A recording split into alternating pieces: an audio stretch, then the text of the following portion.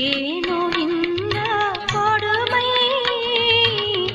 ஏனோ இந்த கொடுமை. கர்த்தருக்குள் அன்பானவர்களே, அனுதினமும் கிறிஸ்துவுடன் தியான வேலைக்கு உங்களை அன்புடன் அழைக்கிறோம். இன்றைய தியானத்திற்கான வேத வாசிப்பு எபிரேயர் 12ஆம் அதிகாரம் வசனங்கள் 1 முதல் 4 வரை. தியானத்திற்கான தலைப்பு அவமானங்கள் அதமாகும். அவர் தமக்கு முன் வைத்திருந்த சந்தோஷத்தின் பொருட்டு அவமானத்தை எண்ணாமல் சிலுவையை சகித்து. எபிரேயர் 12:2. நீங்கள் எப்போதாவது அவமானத்தை சந்தித்திருக்கிறீர்களா?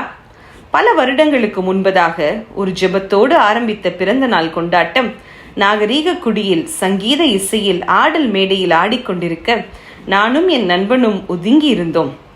நேரம் செல்ல செல்ல நாமே அவர்களுக்கு பாடலானோம். கேலிக்கும் கூத்துக்கும் ஆளானோம். கூனி குறுகி பரிகாசம் தாங்காமல் நாங்கள் எழுந்திருந்த போது கேலி செய்து கொண்டே நம்மை வழி அனுப்பிவிட்டார்கள். அந்த அவமான உணர்வு என்னை விட்டு அகல அதிக காலம் பிடித்தது என்றார் ஒருவர். பாபிலோனில் வாழ்ந்திருந்த அன்றைய யூதரின் நிலைமையும் இதுதான். எருசலேம் தேவாலயம், அதன் பணிமுட்டு எல்லாமே யூதருக்கு மிகவும் முக்கியமானவை. ஆசாரியர் மாத்திரமே தொடக்கூடிய பரிசுத்த பொற்பாத்திரங்களை இந்த அந்நிய ராஜாவும் அவன் ஆட்களும் தங்கள் களியாட்டத்திற்கும் குடிவெறிக்கும் உபயோகித்துக் கொண்டிருப்பதை கேள்விப்பட்ட போது அந்த யூத ஜனம் எவ்வளவாய் கூனி குறுகி இருக்கும். ஆலயத்தின் பாத்திரங்கள் அவமானத்துக்குள்ளானால் அது தேவனுடைய நாமத்துக்கு அவமானம். அவரை தொழுது கொள்கின்ற அந்த மக்களுக்கும் அவமானம். ஏன் தேவன் பார்த்து கொண்டிருக்கிறார் என்று நம்மை போல அவர்களும் கேள்வி எழுப்பியிருக்கவும் கூடும். ஆனால் அந்த அவமானம் தொடர்ந்ததா? அன்பானவர்களே, பிறர் முன்னிலையில் அவமதிக்கப்படுவது, அவமானப்படுவது மிகவும் வேதனையான அனுபவமே. இதனால் தற்கொலை செய்து செத்து போனவர்கள் பலர்.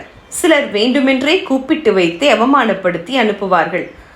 அடுத்த பக்கத்தில் தெரிந்தோ தெரியாமலோ பிறருடைய அவமானத்துக்கு நாம் காரணராக இருந்ததுண்டானால் இன்றே அதை சரிப்படுத்தி விடுவோம்.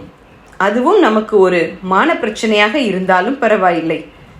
நமக்காக அவமானத்தை சகித்தவர் நிமித்தம் நாம் அதை செய்தே ஆக வேண்டும். ஏதோ ஒரு காரணத்தால் அவமானப்பட்டு கூனி குறுகி போயிருக்கும் தேவ பிள்ளையே, யூதரை பரிகசித்த ராஜாவை கலங்கடித்தது ஒரே ஒரு விரலேதான். நமது ஆண்டவர் ராஜாதி ராஜா. அவரே பரிகசிக்கப்பட்டு அவமானப்படுத்தப்பட்டார். அந்த அவமானம் அவருக்கு நேரிட்டதற்கு காரணமே நமது பாவமே தான். ஆனாலும் தாம் செய்து முடிக்கப் போகும் கிரியையின் மேன்மையை அறிந்திருந்த அவர் நம்மை நேசித்து அவமானத்தை பொறுமையோடே சகித்ததால் இன்று பிதாவின் வலது பாசத்தில் வீற்றிருக்கிறார். நமது ஆண்டவரை போல எல்லா சூழ்நிலையிலும் பொறுமையோடே ஓடக்கடவும். அவர் நமது அவமானத்தின் மத்தியில் நம்மை நிச்சயம் உயர்த்துவார். ஜெபம் செய்வோமா? அன்பின் தேவனே, எங்கள் நிந்தைகளை நீக்கும்படியாய் அவமானமான சிலுவையை சுமந்து எங்களை ரட்சித்தபடியால் உமக்கு மகிமையை செலுத்துகிறோம். ஆமேன்.